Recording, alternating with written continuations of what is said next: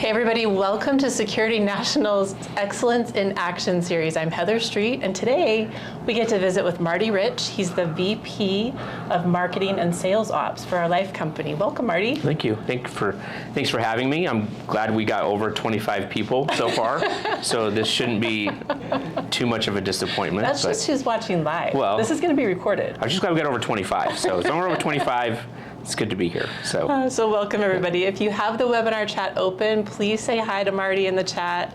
Share us your favorite experience with Marty. I've had the past number of years, and he's awesome to work with. So our Excellence in Action series highlights people in Security National that exemplify excellence in everyday work and also have a growth mindset. And you are both of those, Marty. I have absolutely enjoyed working with you. I think that if you know Marty, you know that he bleeds Security National blue. He is loyal to us. This is who I am, yeah. This is who I am. So let's talk about how you got to Security National, what brought you here, and why you love it so much. Well, coming to Security National was a bit by chance, as many people have with job offers, but my older brother actually worked in the accounting department for the Life company. I actually worked for Steve Sill, Garrett's father.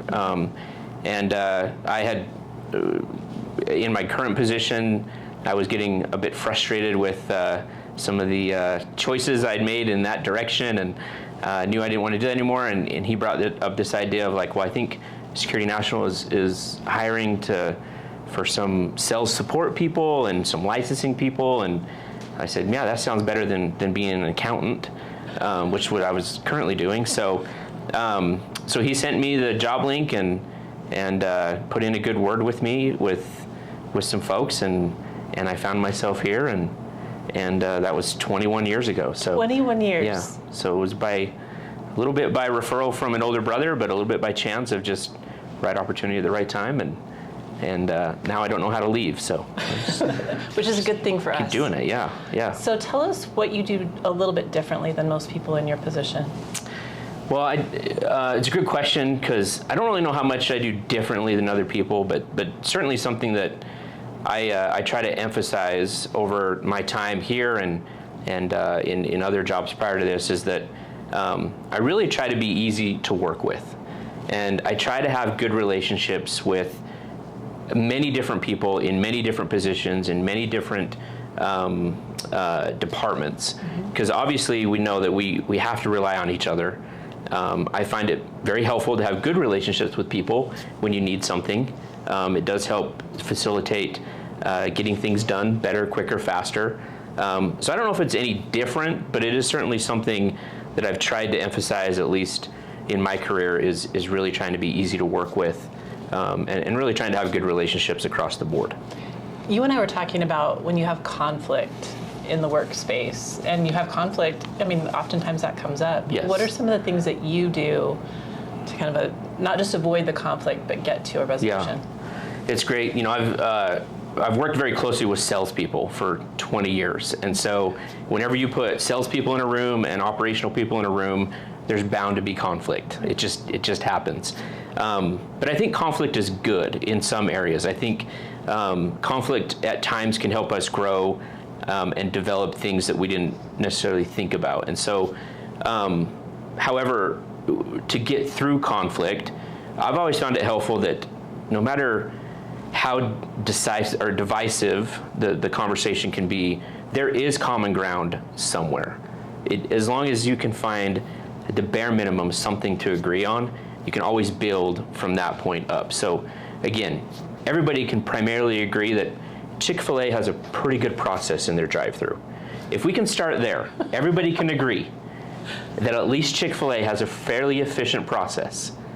Doesn't matter how divisive we were talking or what the topic is, we can always agree on something, and then we can build from there. But I think conflict's good. I think conflict helps us grow. I think having some conflict in helping work through different scenarios is good, because hearing perspective from other sides, it's not always a bad thing. So yeah. And I really love how you've encouraged the employees that work with you to reach out to other individuals, other departments, get a sense of what they are about and how they can work together. For sure. Yeah, that's to me, that's the true essence of somebody who wants to grow. Is we try to teach our people, and something I've tried to teach the people that have worked in and around me is to not get siloed in their cubicle. And I think that's when you see somebody who really wants to grow, they need to own what's in their cubicle, but they need to be very comfortable getting outside of that cubicle and figuring out what happens outside of what they do, how it affects other people, how the process they do affects another department or the person perhaps sitting next to them. So I do encourage our people to get outside of their cubicle, explore a little bit, ask questions, sit down with people in other departments and try to figure out what they do and how it connects with them. And that's how I think people grow the most. So 21 years at Security National, what's one of the hardest lessons that you had to learn? There's been a lot over 21 years. I think the hardest lesson is understanding how to manage failure, if you know what I mean, or not necessarily how to manage it, but how to not be afraid of it per se. Obviously, early on in my career, and even sometimes now, you get scared to fail, or you get scared to raise your hand and say, I don't know how to do that, even though people are looking to you to say, well, you should know how to do it. I think managing that failure and knowing that it's okay to say I don't know how to do something. It's okay to fail. People fail all the time, but it's how you come back from failure and how you react to that failure and how you grow from that is what truly matters. So I think that's probably one of the things is just figuring out how to manage failure. I think there's such a difference too between somebody who can own a mistake and to acknowledge it versus somebody who tries to avoid it and sweep it under the rug. Well, sometimes we don't, and I view sometimes we sweep it under the rug because we're scared to say we messed up, right? And if we continue to throw things under the rug because we're simply just scared to say, hey guys, I made a mistake. Now I can go fix it, but acknowledging sometimes that we made a mistake, it's hard for a lot of people to do because they're scared of the repercussions of saying, hey, I messed up.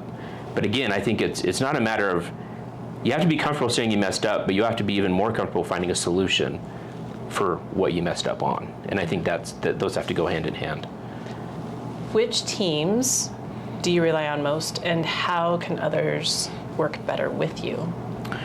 Well, we are a sales organization, and so nothing happens at Security National Life until a policy is sold. So me specifically, and specifically in my role, we rely on the sales team, 100% on the sales team. Everything that we do, from underwriting to processing new business to marketing, we rely on the sales team. We need sales team to go out there and sell a policy so that we have something to process, something to underwrite, something to issue. And so we rely very heavily on sales managers, our sales executives, our partner funeral homes that are across the United States, our agency partners that we deal with. We rely very heavily and work very closely with our salespeople. And then obviously the second piece of that is IT. Everything we do in this world involves IT, and I don't think that's going to change. And so we rely very heavily on our IT department, our developers, the programmers, to help us with programs, efficiencies, all of that stuff. So rely very heavily on IT every single day. So shouts out to IT. Very much. They are amazing at Security National. Yes. Yes. And shouts out to you for having those good relationships. I try, with all the individuals. Yeah. We'll see what the feedback says, but we'll see. Okay, we are seeing that. Shout out to the teams. Hey, Marty, bring back the mustache. Ooh. Okay. Who said that? That's awesome. That's dangerous. All right, if you could go back and coach your younger self, what would you say? Younger Marty. Well, I think a little bit going back to that conversation about failure.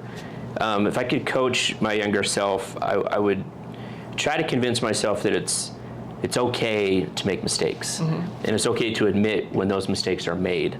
When you're trying to prove yourself in new positions or in a new occupation or even in a new industry, you're very unwilling to say, I made a mistake, because people will view you as not competent or that maybe we got the wrong person. So I think, again, it's managing how we admit to failure, but it's also how we grow from those mistakes that we make. So I think if I were to coach my younger self, I'd be a little easier on myself and a little bit more willing to admit when I made mistakes, because I'd be confident that I can have a solution to those. I think the other thing, we didn't really talk about this in our meeting earlier, but I think earlier in my career, I would have tried to find a little bit better balance between work and home life. I'm getting there now, which is good. But I think finding those balances is very, very important, especially for those people that have started families. And even if you don't have families, you've got to have a really good balance. Because Security National is a great place, and it's done amazing things for me and my family. But you've got to be able to stay in a mental mindset where it doesn't completely consume your life. So finding that balance, it's taken me a long time to get there, and we're still working on that part. But I would work on that a little bit earlier if I could, I think. And you are still working on that, because I see your truck here. Yes. 6 o'clock at night, 7 o'clock at night sometimes. Yeah, my truck is also not here at 8 o'clock in the morning either, so. All right. One other thing that we talked about earlier was around things that were within your control and things that are outside of your control. Yeah, that's a good point. I think one part of frustrations early on is you get too worked up about things you can't control, and you want to either try to fix them, or you get aggravated, or you get frustrated. And I think kind of the same thing I teach my own kids now is that there are some things in your control and there are some things outside of your control. And if you can manage the things that are in your control, you're going to be a fairly happy person. But if you spend too much time, energy, and effort trying to control things that are just outside of your ability, it's going to be very frustrating. It's going to be a very frustrating life. And so I think early in my career too, those were pieces I would get very frustrated about, things I just can't control. Like, it's just way outside the scope of my ability to control it. So now it's better to be focused on things you can control, you can manage, you can make a difference on, and leave the other things to the people that are in control of those. Yeah. So, what are some things that would be surprising to your coworkers? that's a good question. They're probably going to frustrate some people, disappoint people, but I've never watched a Harry Potter movie. I've never read a Harry Potter book. I've never watched a Lord of the Rings movie. I'm watching the chat right now to see how many people are so disappointed. I've never watched a Star Wars movie from beginning to end. So I don't know if that's too shocking, because some of them might already know that, but those are things I've never done. So Sam Ashby saying so sad. Yeah, well, yeah. However, if you want sports stats, this is your guy. Yeah, if it's sports related, I'll be involved. But if it's fantasy related, it's kind of outside my realm of comfort. So. Okay, you've been on a number of top producer trips here with Security National. Yes. Can we talk about your most favorite, and then also what's so unique about those trips? Yeah, that's great. First of all, just wonderful and very grateful for the opportunities to be on those trips when I get invited. And one thing Security National does as a whole, from the mortgage company to the life company, our top producers or our president's trips, they are unlike any others. We do a lot of comparisons within the market as to what other companies are doing, and nobody can really hold up to what Security National does. So those trips have been amazing. I think for me, probably the favorite one was probably a tie. Like we had a unique, you and I actually had a unique opportunity to be involved very intimately with the Maui trip, and some people will be like, oh, Hawaii, that was my first trip to Hawaii. So and we got to be very intimately involved in planning that trip, you and I. So I hold that one close to my heart, because that one was fun to be a part of in planning and executing, and then that was my first trip to Hawaii. Running to Costco with yes, all of the swag. Literally buying out crates of things at Costco. And then, man, that's a good question. I think one of the European cruises was probably my favorite. You know, hitting Rome and and Italy and the Vatican and things like that. I think that was probably right up there. So. And in terms Yeah. of experience, how would you compare that with just a trip that you would take with your family? Well, it's top. It's 5-star. I mean, that's the great thing about Security National is that there is no expense spared, and that's something that I know Scott and even George before that has made a point to rewarding our salespeople with these experiences that are just like no other. And so, not only the accommodations are great, but then you're with great people. And I think that's what makes the true difference in a trip is you can go to Hawaii, which is just Hawaii, but when you're around the great people that you are on these trips, it accelerates that experience. And I think that's made, most of my memories have been made not with the location, but with the people that we've been with. Because there's been some fantastic people that have come through Security National and been on those trips to be a part of that has been phenomenal. And coming up? Yeah, coming up will be Thailand. So I didn't go to Thailand the first time they went, but Thailand looks amazing. I mean, bathing elephants sounds amazing. So, but I think Thailand again, what an extraordinary place to take our top salespeople, and should be very exciting for them, and they should have a great time. So. I just have a couple of things here in the chat that sound so funny. Okay, so I'm just going back and back. Aaron Butler thinks it's absolutely shocking that you haven't seen any of the Harry Potters. Yeah. Maybe Joel wants. Maybe I shouldn't have admitted to this. Joel wants you to bring back the mustache. Let's see who else. He does, but my wife doesn't. So. Lizeth says that you're in the same boat, so don't worry. Okay. She doesn't watch those either. Aaron Butler thinks it's really shocking. Let's see who else. Annette Woods says amazing, and the Force is still with you. Yeah. Jamie says, I was like, this guy is pretty normal until he said he never saw a Star Wars movie. Yeah. And then Jamie said that we both crushed Maui, by the way. Hats off to us both. So it was fun. It was fun. It was a fun trip. All right. And then finally, we have one thing that you can't live without during the day. I know some of us take up, caffeine in various forms. Yeah. I like coffee. Well, I'm not a coffee drinker. Yeah. At least not yet. But I'm not a coffee drinker, and I put it off for a long time. But I've latched onto the White Monster kick, and I don't know that I can get off of it.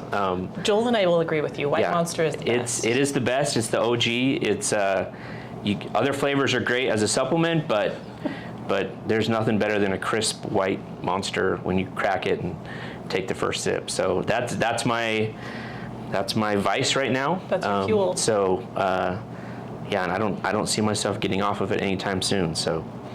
All right. I have to say, Joel says the White Monsters are the best. It is the best. Yeah. Yeah. Marty, thank you. Thank you. It's been such an honor to get to interview you, and it's such a pleasure to get to work alongside you. Well, thank you. Thank you. It's been a great place. 21 years, and we're still kicking. So. Yep, still going. Still going. All right. Well, thank you, everybody. Thanks for joining us, and I hope you have a good rest of your day. Thank you. Take care.